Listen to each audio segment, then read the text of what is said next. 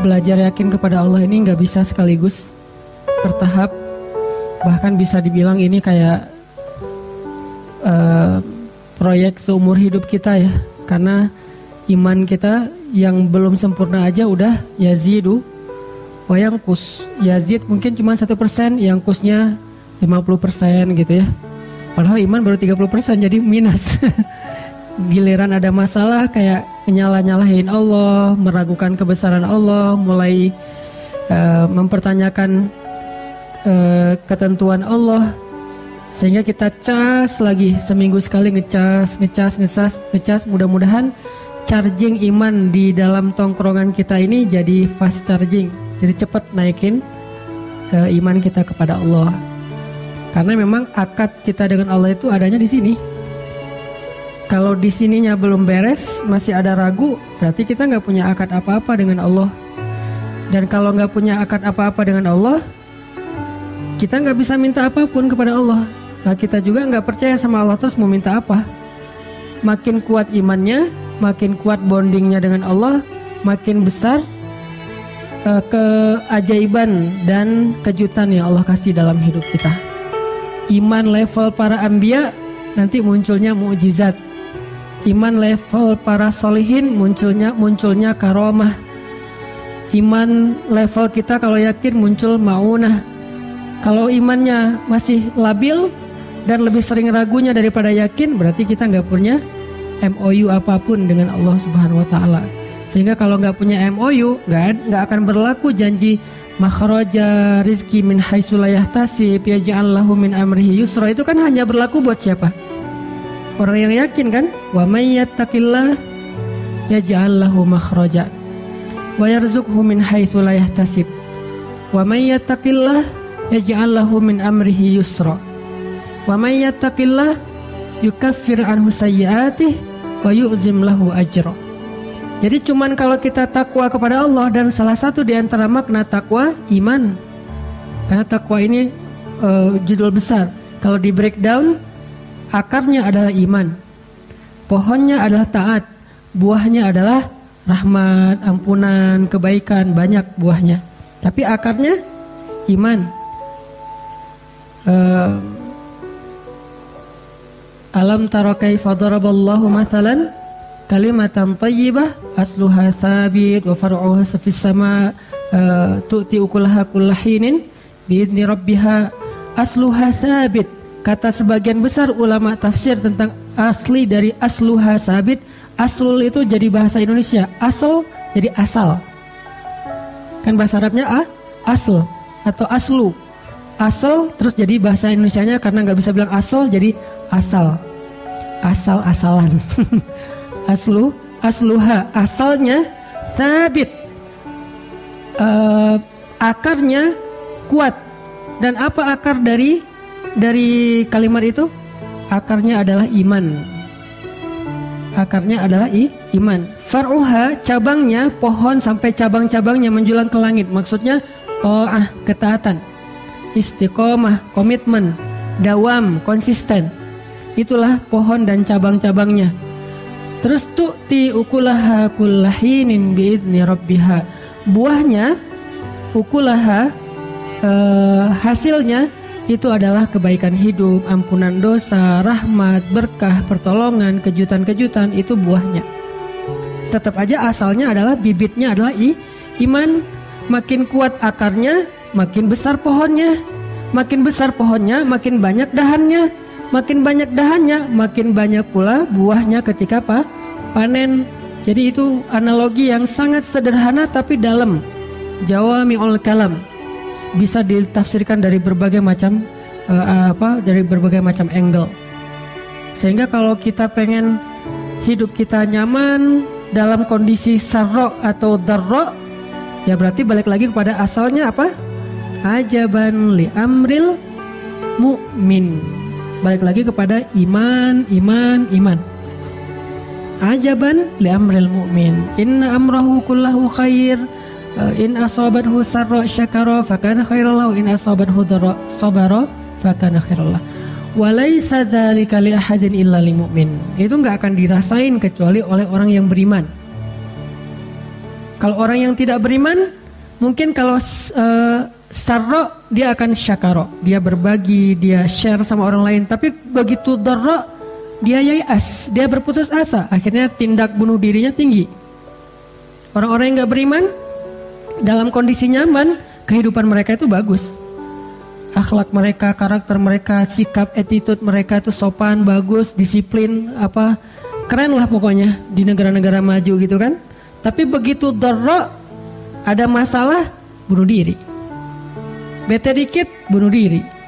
Gak enak badan, males banget hari ini bunuh diri bunuh diri. Jadi terlalu rapuh gitu. Kenapa terlalu rapuh? Karena kata Nabi, walaisa dzalika li ahadin illa lil mu'min. Karena dia gak beriman, sehingga gak ada yang dipegang sama dia ketika dia mau jatuh. Jatuh aja. Makin tinggi dia mendaki, pas jatuh ya makin parah nasibnya. Karena kenapa? Karena ketika dia jatuh, dia kehilangan banyak hal karena dia ngedakinya udah tinggi. Misalnya karirnya bagus, tiba-tiba ada masalah, akhirnya dia stres banget, bunuh diri, loncat dari gedung, tabrakin diri ke MRT misalnya, dan segala macam lah kasus-kasus bunuh diri yang tinggi di negara-negara itu. Kenapa? Walaisa dzalika li ahadin illa li mu'min. Kalau kita juga kayak gitu, walaupun kita ngakunya orang mukmin, wa ma hum bimu'minin fi qulubihim marad, ada masalah di hati mereka. Masalah apa? Raib, keraguan. Masalah apa? Syak, gak yakin sama Allah Subhanahu wa ta'ala. Atau masalah apa? Adzannina billahi dhanna saw, berburuk sangka kepada Allah Subhanahu wa ta'ala. Nauzubillah min dzalik. Sehingga kita cas lagi iman. Dan dengan analogi-analogi yang tadi saya sebutin, di antara analoginya misalnya, kalau kita datang ke sebuah smart city, kita merasa nyaman. Satu, gak khawatir kesasar. Kenapa kalau di smart planet kita gak merasa nyaman? Bukankah bumi ini smart planet dibandingkan dengan planet-planet yang lain? Kenapa? Karena Allah sudah membuat sistem di bumi ini udah paling smart, udah ketimbang dengan planet yang lain. Kalau misalnya kita diberikan kesempatan tinggal di planet yang lain, kita bakalan lebih effortnya tuh habis-habisan. Mungkin gak akan survive. Kenapa? Karena bukan smart planet. Bumi ini smart planet satu-satunya mungkin di jagat raya yang luar biasa besarnya ini. Dan Allah tempatkan kita di sebuah smart planet yang udah disediakan segala macam, sistemnya tuh udah keren banget. Semuanya jadi mudah buat kita, kan mudah banget kan? Berjalanlah kalian di muka bumi, carilah karunia Allah dan segala macam. Allah mudahkan untuk kalian. Tidak ada satupun hewan melata yang jalan pakai perut kecuali Allahi rizquha, Allah yang menjamin rezekinya. Berarti kan sistem kehidupan di planet kita itu udah paling smart. Kalau di smart city aja yang dibikin sistemnya oleh manusia kita tenang. Kenapa? Karena udah smart, nggak mungkin kesasar dong. Petunjuknya tuh kadang-kadang kita bisa, kalau kita pakai SIM internasional, kita bisa nyetir tanpa merasa khawatir kesasar karena petunjuk arah lalu lintasnya itu udah jelas banget. Nyetir aja sendiri di luar negeri. Yang penting SIM-nya SIM internasional, misalnya di beberapa negara yang masih menggunakan SIM internasional. Jalan, kenapa kok nggak khawatir kesasar? Pertama udah ada smartphone. Kedua tinggalnya di smart city. Ketiga orang yang ada di sana semuanya smart citizen. Yang kalau kita nanya mereka ngejelasin dengan baik, dengan senyum, dengan ramah, humble. Smartphone, smart city, smart citizen, smart car lagi kadang. Di situ udah ada. Gak usah pakai smartphone, kalau habis baterai udah ada di situ juga Google Map-nya. Dan mobilnya juga udah disetting, gak boleh lebih dari 80 km per jam. Kalau kecepatan dia pasti akan stabil sendiri. Udah smart semuanya kan, nyaman ya. Jalan kemana-mana, makan segala macam, udah ada petunjuknya. Allah menempatkan kita di smart planet dengan bahasa apa? Alam yajidka yatiman fa'awah wa wajadaka dhallan fahada wa wajadaka ailan fa'aghna. Bukankah Allah mendapatimu dalam keadaan sendiri? Sendiri ini jangan selalu diterjemahin itu ya. Sendiri di sini artinya nggak punya teman atau mungkin nggak punya kenalan. Alam yajidka yatiman, sendiri banget. Fa'awah, Allah datangkan keluarga. Dan keluarga di sini bukan cuma status, tapi dengan ikatan kasih sayangnya. Tiba-tiba ada seseorang yang paling mencintai kita, lebih daripada dirinya. Siapa? Ibu. Allah utus ibu untuk kita. Allah utus ayah untuk kita. Allah utus keluarga untuk kita. Allah utus pasangan untuk kita. Bertahap. Pertama ibu dulu. Kemudian ayah. Kemudian sahabat. Sahabat dari geng SD atau TK, SD, SMP, SMA. Kan itu geng kita banget tuh. Yang sama kita tuh udah akrab banget, baik banget, setia banget. Kadang-kadang ribut sedikit tapi kesetiaannya luar biasa. Kadang-kadang mereka berkorban untuk kita. Fa'awa. Dan nanti lebih keren lagi dikasih pasangan halal. Fa'awa. Bukankah Allah yang mendatangkan mereka satu persatu? Bahkan kadang-kadang cara-cara Allah mendatangkan itu ajaib banget. Cerita-cerita orang yang ketemu dengan jodohnya, dengan pasangan halalnya kan luar biasa ya. Fa'awa. Lalu didatangkan anak. Sehingga apa? Ketika kita tua, anak kita yang akan merawat kita. Ketika kita masih kecil, ibu kita yang merawat kita. Jadi tetap aja ada fa'awa, fa'awa, fa'awa di awal, fa'awa di tengah, fa'awa di akhir. Terus saja kayak gitu. Kalau kita masih on the track ya. Karena kalau kita melencang nanti kita sendiri yang nggak dapat tempat ya, orang yang akan menjaga kita. Kayak misalnya sebutlah yang saya pernah datang aja ya. Negeri lain saya nggak tahu. Kayak di Jepang. Orang-orang yang sudah usia lanjut ditaruh di mana sama anak-anaknya? Di panti jompo. Kenapa? Karena anak-anak di Jepang itu nggak sanggup merawat dan merawat orang tuanya, sehingga mereka lebih rela membayar para perawat daripada ngerawat sendiri. Rata-rata kenapa banyak perawat Indonesia di Jepang? Karena Jepang ini butuh banyak perawat untuk orang-orang jompo. Dan ada gap antara usia muda dengan usia tua. Mungkin sekitar 10 tahun lagi Jepang akan krisis anak muda. Beda dengan Indonesia, malah bonus demografi. Kalau di sana malah minus. Sehingga banyak dari Indonesia yang dibawa ke Jepang untuk jadi perawat buat panti jompo salah satunya. Kenapa? Orang Jepang nggak punya kemampuan merawat orang tuanya. Dan emang mungkin udah hilang moral itu ya. Jadi nggak beban lagi, nggak ngerasa malu kalau orang tuanya ditaruh di panti jompo. Kalau di kita kan masih ada beban moral ya. Naruh orang tua di panti jompo kayak aib. Wah, gak ngerawat orang tua, anak yang durhaka kan gitu kan. Kenapa? Masih fa'awah. Ketika fa'awah ini dicabut, satu, pas lahir gak ada ibu. Tapi karena dia malaikat kecil, Allah ganti dengan ibu angkat. Allah ganti dengan orang tua angkat. Fa'awah dicabut, teman satu persatu hilang. Yang datang bukan teman, tetapi orang yang memanfaatin kita, yang dekat dengan kita karena ada maunya. Dicabut fa'awanya. Banyak sih teman, tapi mereka bukan sahabat. Mereka jadi teman kita karena kita masih menguntungkan buat mereka. Berarti kan dicabut fa'awanya sama Allah.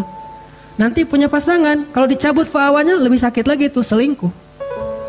Punya anak, dicabut fa'awanya sakit juga. Anak udah sukses tapi orang tuanya gak dirawat. Maka yang menjamin kita dirawat, ada keluarga, itu Allah. Alam yajidka yatiman fa'awah. Itu sistem smart planet. Wa wajadaka dhallan, bingung, Allah kasih fahada. Google Map-nya di mana? Di sini. Ditambahin satu demi satu menu map dalam benak kita sehingga kita nggak bingung lagi. Dalam melakukan ini nggak bingung, melakukan itu nggak bingung. Satu persatu diajarkan dari mulai baca tulis, mendengar, memahami, mengenal. Bukankah itu adalah bentuk Google Map yang lebih rumit di dalam benak kita? Wa wajadaka dhallan fahada. Di sini tempatnya, yang gak akan habis baterai, yang gak akan lost sinyal, yang gak akan error. Kecuali kita sendiri yang bikin dia error. Aslinya, ini keren banget, lebih smart daripada smartphone. Yang bahkan banyak sekali penelitian bahwa smartnya otak manusia itu entah berapa ribu kali lebih smart daripada komputer. Dikasih. Wa wajadaka ailan fa'aghna. Bukankah kamu didapati dalam keadaan kekurangan, kelaparan, tidak punya apapun, lalu Allah aghna, mencukupkan? Lebih baik Allah cukupkan daripada Allah hilangkan rasa kecukupan. Karena ada orang yang meminta kelebihan harta, padahal yang paling penting itu kecukupan harta. Karena kalau udah dicukupkan, bukan hanya hartanya yang cukup, tapi rasanya juga cukup.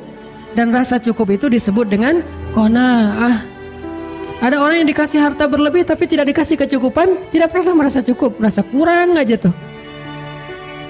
Dikasih ini kurang, dikasih itu kurang, terus saja kurang. Kenapa? Karena tidak dikasih diangkat kecukupan dalam diri dia. Bukan diangkat hartanya tetap dikasih. Siapa tahu emang hartanya itu adalah bagian dari takdir. Takdirnya emang kaya, tapi dicabut rasa cukup. Sehingga walaupun kaya, dia merasa paling miskin di dunia. Makanya dalam Islam, yang dilarang itu bukan miskin, tapi merasa fakir. Dalam Islam itu kan gak ada celaan kan menjadi orang miskin. Sehingga kalau kita kadang-kadang nyebut orang miskin itu kurang beruntung, siapa bilang? Di akhirat nanti dalam kondisi tertentu orang miskin lebih beruntung dari orang kaya dalam kondisi tertentu, di mana hisab mereka lebih ringan, masuk surganya 500 tahun lebih duluan. Tapi kalau orang kayanya jawad, karim, dermawan, mungkin surganya lebih luas daripada orang miskin. Ini kan amal ya. Faman ya'mal mithqala dzarratin khairan yara dan seterusnya. Artinya dalam Islam miskin itu enggak tercela, miskin itu enggak rugi. Yang rugi dan tercela itu fakir. Makanya kita keliru dalam menerjemahkan miskin lebih dekat kepada kekufuran. Enggak kayak gitu kalimat hadisnya. Kadal fakru ayyakuna kufra. Hampir-hampir, seringkali, kadang-kadang orang fakir ini dekat dengan kekufuran. Fakir ya, bukan miskin. Kalau miskin, Nabi berdoa minta jadi orang miskin. Ya Allah, jadikan saya hidup sebagai orang miskin, matikan sebagai orang miskin, bangkitkan bersama orang miskin. Nabi dekat dengan orang-orang miskin. Bahkan Nabi pernah duduk di antara geng orang miskin, terus mereka lagi makan kodit, roti kering yang kalau mau dimakan harus dicelupin ke air. Nabi bilang, saya anak perempuan yang biasa makan kodit, berarti saya juga orang miskin sama kayak kalian, biasa aja kali, nggak usah terlalu sungkan gitu. Akhirnya mereka pada, oh ya udah, Nabi juga sama kayak kita. Yang dilarang itu fakir, karena doanya apa? Wa a'udzubika minal faqr. Aku berlindung kepadamu dari fakir. Apa fakir? Selalu ngerasa kurang. Dicabut fa'aghna, dicabut rasa cukup dalam hatinya. Dan bisa jadi orang fakir itu orang yang berlimpah harta, bukan orang miskin, tapi orang kaya tapi dia fakir. Fa'aghnanya dicabut, sehingga dia selalu ngelihat orang yang lebih dari dia dalam urusan materi, dalam urusan dunia, dalam urusan harta, sehingga akhirnya dia selalu merasa kayak kurang biasa aja. Mobilnya udah harga 500 juta, ngelihatnya yang 1,1 M.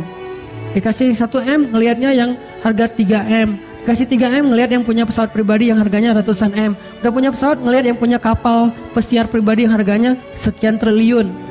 Nggak akan pernah selesai kalau kayak gitu. Dia jadi pengusaha misalnya dia udah kayak punya beberapa produk gitu. Ngelihat orang lain yang usahanya lebih gede dari dia, yang bikin perumahan. Udah bikin perumahan, ngelihat orang lain yang bikin tol. Udah bikin tol, ngelihat orang lain bikin bandara. Udah bikin bandara, ngeliat orang lain punya pulau. Kapan selesainya? Ini dicabut aghna, rasa cukup.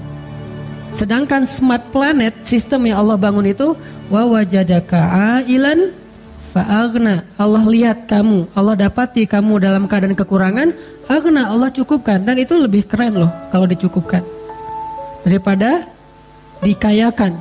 Karena ada yang dikayakan hartanya tapi tidak diberikan kecukupan batin, tetap aja dia merasa kurang. Dan fa'aghna ketika Allah cukupkan, analoginya Allah simpan harta kita di sisi Allah, nanti pas kita butuh Allah kasih. Kan saya sering ngasih analogi kayak kita nyimpan uang di bank kan. Kita kan tenang, nyimpan uang di bank 100 juta, 1 miliar, sekian miliar, tenang kan? Kenapa? Karena kita percaya uang kita di bank itu nggak hilang.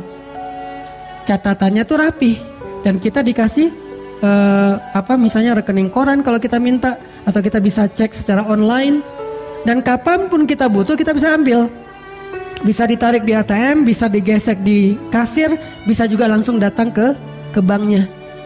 Jadi kita nggak khawatir, di mana aja kita bisa gesek, kita bisa transfer dengan cara online. Di luar negeri juga kita bisa gesek karena ada beberapa logo yang memang kita bisa pakai.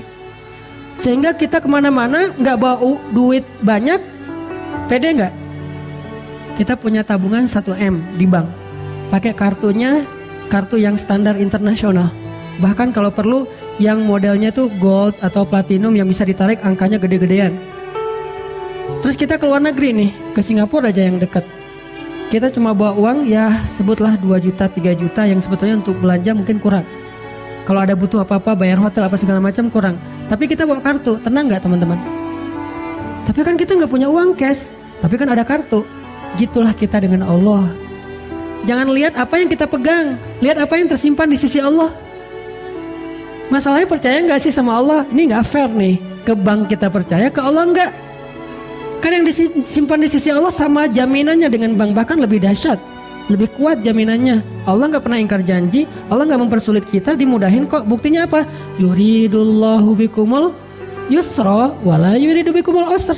Allah pengen memudahkan kalian, gak pengen nyusahin kalian. Kan capek kalau kalian harus nyimpen duit kalian sendiri, nyimpen harta, terus nanti ribut di antara ahli waris, ribut di susah di antara kalian sendiri, nanti kecolongan, kemalingan, ke segala macam. Biar aku aja yang nyimpen, kata Allah.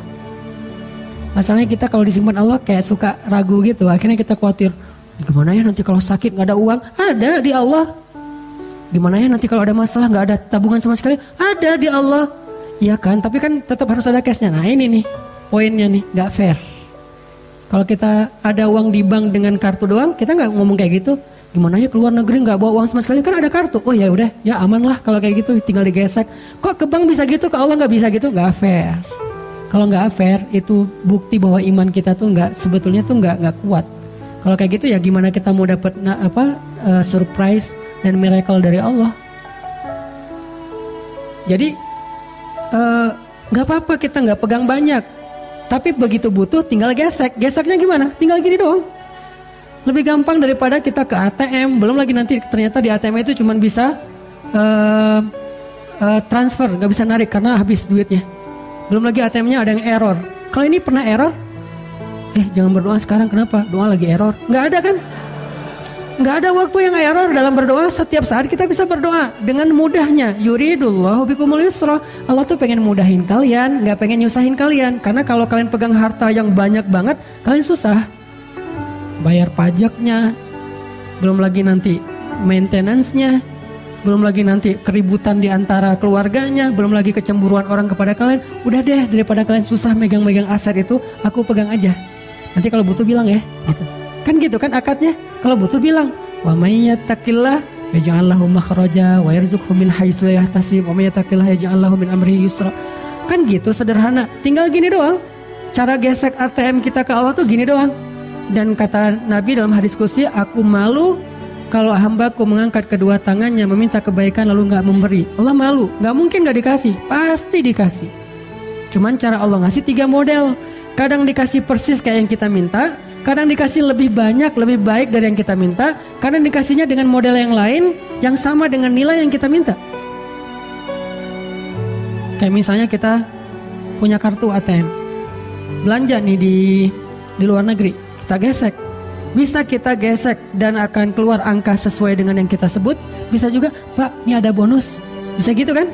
Begitu kita mau bayar sesuatu kan suka gitu tuh, ada bonus dari banknya. Begitu mau, Pak, ini ada bonus mau dipakai enggak? Ada poin. Sehingga yang tadinya harganya 1 juta, gara-gara poin jadinya 750.000, poin 250.000. Mau dipakai enggak? Kan suka gitu ya, bisa aja gitu. Bisa persis, bisa ditambah dengan bonus. Bisa juga diganti dengan yang lain. Pak, selain dapat bonus ini, Bapak nanti dapat merchandise, dapat hadiah apa misalnya. Ternyata Bapak dapat mobil, dapat apa. Kan gitu cara Allah. Yang pasti bisa banget. Dan Allah kalau transaksi dengan Allah itu jauh lebih banyak untungnya daripada dengan makhluk. Karena Allah ghaniyun, maha kaya. Gak akan kekurangan harta Allah. Sehingga tinggal gini doang. Masalahnya kita gak terlalu yakin dengan ini, lebih yakin dengan ini. Kalau bawa kartu yang bisa diginiin kita pede. Kalau gini kita gak pede. Ini masalah iman. Kenapa kita gak pede dengan ini? Emangnya Allah gak ada? Ada, tapi kenapa gak percaya? Ya gitu deh. Nah ini nih jawabannya nih. Istafti qalbak, tanya ke hati kalian masing-masing, kata Nabi. Istafti qalbak, tanya ke hati masing-masing. Akadnya tuh di sini. Kalau kita pede kayak gini, sama dengan pedenya gini, iman. Lihat nanti keajaiban banyak banget dalam hidup kita. Tapi kalau yang kayak gininya agak ragu-ragu, ya sih, tapi kan butuh gini juga. Enggak. Gini, ada gini, nggak ada gini, terserah deh. Yang penting gini nih, cara biar tabungan kita banyak di sisi Allah, beramal soleh aja terus. Kadang langsung di cashin, dibayar sama Allah, kadang nanti ditabung dulu sama Allah. Saya udah beramal Ustaz, tapi nggak ada buktinya. Lagi ditabung sama Allah, kamu nggak butuh sekarang soalnya. Nanti pas butuh, tinggal gini, Allah kasih. Tapi kan Allah nggak secepat itu ngasihnya. Siapa bilang? Manusia aja bisa instan, masa Allah nggak bisa? Jangan sampai kita menganggap manusia bisa lebih dari Allah. Ini bukan teori rububiyah, uluhiyah, asma dan sifat. Ini praktek langsung ke dalam hati kita. daripada kita hanya terjebak dalam teori, hafal semua teori rububiyah, hafal semua teori uluhiyah, tapi begitu dikasih pilihan hidup, bingung, ragu, mana rububiyahnya. Saya tidak mengangkat dari sisi angle rububiyah karena itu materi kuliah, materi kampus, materi calon ulama. Ini angle praktis aja deh buat kita dalam praktek kehidupan sehari-hari. Bisa nggak kita yakin dengan ini, seyakin ini? Kalau bisa lebih dari itu lebih keren lagi. Mungkin bertahap, nggak langsung bisa lebih deh. Minimal fair, sama. Aduh, lupa bawa dompet. Aduh, hari ini belum sholat sunnah misalnya. Jadi kayak nggak ada modal gitu. Coba kalau hari ini kita ngeluarin harta kita fisabilillah, semudah kita investasi yang kita percaya banget dengan korporatnya, dengan perusahaannya. Kalau kita bikin kerjasama dengan manusia, biasanya bagi hasilnya berapa? Sebutlah 60-40 ya. Kita kerjasama, kita dapat 60% dari hasil. Atau yang modalnya konvensional, kita dapat paling tinggi, jarang lah gitu, 5% dari modal. Itu tuh jarang banget. Rata-rata ya 1, sekian persen atau 2%, bahkan kurang dari 1%. Deposito lah misalnya. Kita naruh uang kita 1 M, tiap bulan misalnya nanti kita dikasih tuh 3 juta. Berarti berapa persen? 0, kan?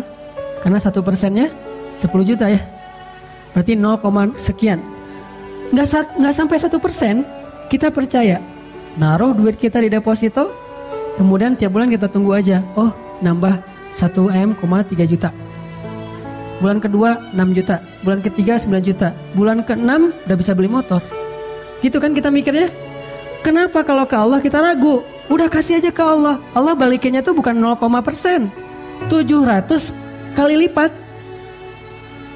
Masalahnya kita, ya sih. Itu untuk masalahnya tuh. Kasih aja deh, ntar Allah ganti. Enggak, buktinya enggak 700 kali lipat, karena disimpan. Coba kalau dikasih 700 kali lipat blek cash, kita kewalahan nyimpennya. Ntar kita susah sendiri. Karena Allah bilang, yuridullahu bikumul yusra. Allah pengen mudahin kalian. Jadi dikasih, tapi disimpan sama Allah. Kamu gak percaya sama saya? Kan gitu kan pertanyaan Allah harusnya kan ya? Percaya Allah, yaudah deh gak apa-apa, Allah aja yang simpan. Udah disimpan sama Allah. Nanti pas butuh tinggal gesek. Ya Allah, yang kemarin boleh dicairkan dikit gak? Itu kan hadis tentang 3 orang yang terkurung di dalam gua kan? Ya Allah, dulu saya pernah gini, dulu saya pernah gini, dulu saya pernah gini. Boleh nggak saya minta sekarang balasannya? Kalau engkau ridho, Allah balas. Itu hadis sahih. Berarti boleh dong kita beramal terus ditabung di sisi Allah. Nanti someday ketika kita butuh, kita tinggal bilang dengan bahasa kita. Walaupun nggak sevulgar itu sih, ya Allah dulu saya ada amal ini, boleh nggak sekarang saya ditolong sedikit dengan. Pastinya Allah menyimpan lebih banyak lagi pahalanya. Pahala itu bukan kalimat teman-teman, pahala itu berbentuk. Bahasa Indonesia yang lebih tepat itu pahala, ajrun itu upah, jaza itu reward. Jadi benar-benar dikasih itu upah, reward. Cuman nggak tahu dari mana asal kata pahala, saya nggak ngerti bahasa Indonesia asal muasal pahala. Cuman kalau kita terjemahin bahasa yang lebih dekatnya, ajrun upah, ujroh, jaza reward. Dan Allah nge-reward kita banget terhadap semua amal kita. Nggak ada yang nggak di-reward sama Allah. Bahkan lebih baik dari yang kita lakuin. Masalahnya gak semuanya dikasih fisik. Karena kalau dikasih fisik, satu, takutnya kita malah sombong. Aset ada di mana-mana, wah gaya gitu kan ya. Terus kita jadi malas berdoa sama Allah. Padahal berdoa itu ibadah. Ngerasa udah gak perlu berdoa juga bisa langsung ngambil. Nah Allah pengen ngebonding kita nih. Kalau kamu butuh minta ya. Nah gak susah dah minta sama saya juga. Tinggal gini aja pasti aku kasih kok. Biar Allah yang nyimpen. Kalau Allah nyimpan lebih aman, gak ada malingnya, gak ada errornya, gak ada manipulasinya, gak ada pajaknya. Allah yang simpan, mau yang gimana? Kalau kita percaya, ya udah deh ya Allah, sebagian besar engkau simpan aja, saya dikasih sebagian kecil aja, asal bisa punya rumah, punya mobil, punya tabungan dikit gitu ya. Nanti kalau kurang, tinggal minta lagi sama Allah. Jadi kalau kita benar-benar berakad dengan Allah kayak gitu teman-teman, kayak fairnya kita berakad dengan manusia, apa sih masalah hidup kita? Baru berlaku aja banuli amril mu'min. Orang mukmin itu seru hidupnya tuh, santai, woles, gak ada masalah. Ada masalah? Ya Allah, ada masalah nih. Gimana dong ya Allah, bantuin dong, langsung ditolong sama Allah. Tapi kita ngomong ke Allah tuh dengan ragu sih masalahnya. Ibarat kartu ATM, udah banyak baret-baretnya, jadi kita gesek, Pak ini nggak berlaku, oh ya udah ganti lagi yang lain, ganti lagi sampai satu kotak kartu nggak ada yang berlaku. Soalnya bukan kartu ATM yang kita kasih, kartu Game Master, nggak akan keluar duit. Jadi iman kita tuh masih belum ATM, belum ada saldonya. Kartu sih, tapi bukan saldo isinya, cuman untuk bisa main doang. Jadi coba kita bangun istafti qalbak, tanya ke hati kita masing-masing. Dan itu yang dikuatin. Di sini yang dikuatkan. Ada yang pertama mungkin masih kayak sekedar silver, terus naik lagi derajatnya jadi gold, naik lagi jadi platinum, jadi VIP, jadi preferred, jadi apalah kayak gitu-gitu. Bukankah itu selalu berlaku di dalam transaksi dengan manusia dan dengan Allah juga kayak gitu. Lahum darajatun inda rabbihim. Mereka tuh punya level di sisi Allah. Siapa? Mukmin di Al-Anfal. Lahum darajatun, mereka punya level. Ada yang levelnya cuma silver, tabungannya sekian, bisa ditarik dalam sehari cuma sekian. Ada yang levelnya mungkin di bawah silver, simpedes misalnya, narik nggak bisa di ATM, harus ke bank gitu, ngantri dulu. Ada yang di atasnya yang gold, bisa ditarik 100 juta sehari. Ada yang di atasnya yang mungkin platinum, bisa ditarik sekian ratus juta sehari. Ada yang levelnya udah preferred atau VIP banget, yang kalau kita datang ke bank itu dia nggak perlu ngantri, langsung masuk ke atas, ketemu dengan customer service-nya, disediain makanan, minuman, kita ngobrol seperti teman, terus dimudahin semua urusan kita. Lahum darajatun, mereka bertingkat-tingkat di sisi Allah, berlevel-level, dan level itu ditentukannya di sini.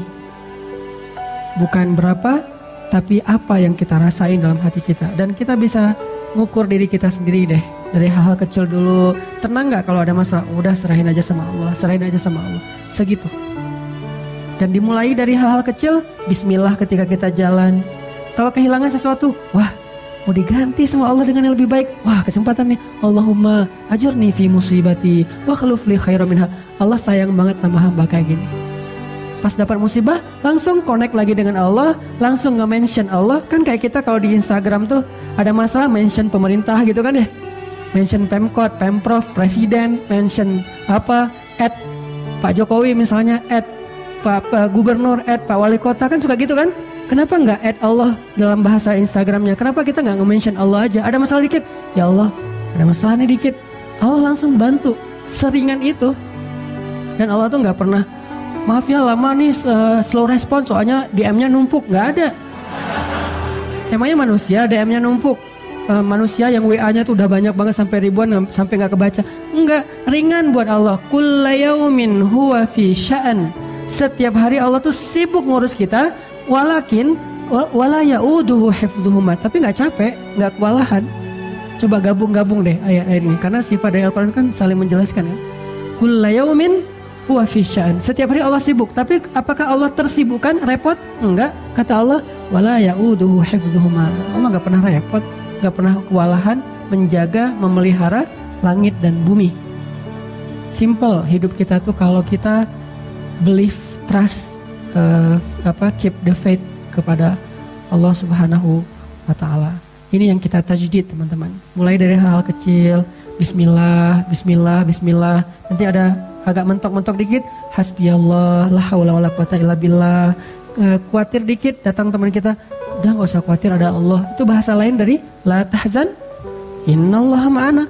Merasa lonely gitu, ma zannuka bisnain, Allahu salisuhuma. Kenapa kamu pikir kita cuma berdua, bukankah Allah yang ketiga? Terus kayak ngerasa nggak ada daya upaya, bilang hasbiyallah, cukup buat saya Allah, la haula wala quwata illa billah. Dan itu benar-benar miracle, kejadian banget dalam hidup kita kalau kita percaya. Passwordnya iman, passwordnya belief, passwordnya sami'na wa ata'na. Kalau itu benar-benar terasa di hati kita, kalimat la haula, kalimat hasbiyallah, kalimat-kalimat iman itu terasa di sini nih, udah tenang aja hidup. La tahzan, ala bidzikrillah tatmainnul qulub. Ini semua yang kita omongin malam ini, kalau diteorikan namanya rububiyah. Cuman kita nggak usah terjebak dengan istilah, tapi maknanya yang paling penting supaya kita bisa langsung praktek. Semua yang kita omongin rububiyah, pemeliharaan Allah, penjagaan Allah, kepemilikannya milik Allah, segala macam lah dari makna Rabb. Udahkah kita rububiyah kepada Allah? Apakah kita sudah Rabbani atau masih jadi manusia biasa? Kalau cuma jadi manusia, innal insana lafi khusr. Tapi kalau upgrade dari manusia jadi mukmin, illal ladzina amanu qad aflahal mu'minun. Manusia doang rugi, kecuali orang beriman. Beruntunglah orang yang beriman. Mudah-mudahan iman ini kita jaga terus teman-teman. Kita tingkatkan, kita perbaharui, kita cas supaya kita punya ATM yang levelnya makin naik, sehingga nanti kalau kita butuh apa-apa kita tinggal gesek aja, ya Allah, ya Rabbi, ya Rabbana, ya Ilahi, atau apapun bahasa doa kita, Allah akan berikan keajaiban dalam hidup kita. Jangan sampai kita berpikir lebih gampang dengan manusia daripada dengan Allah. Enggak, sebaliknya. Kalau kita punya kemudahan dalam urusan dengan manusia, itu karena Allah mudahkan. Karena Allah lembutkan hati orang itu. Karena Allah ikat hati orang itu dengan kita. Kalau enggak juga susah. Ada orang yang enggak kenal siapa-siapa, tiba-tiba ditolong oleh siapa-siapa, karena Allah yang mendatangkan orang-orang itu kepada dia. Itu kejadiannya banyak. Kita pernah pengalaman kayak gitu. Teman-teman kita pernah share pengalamannya tentang itu. Harusnya itu jadi tajdidul iman, cas iman buat kita supaya semakin yakin kepada Allah.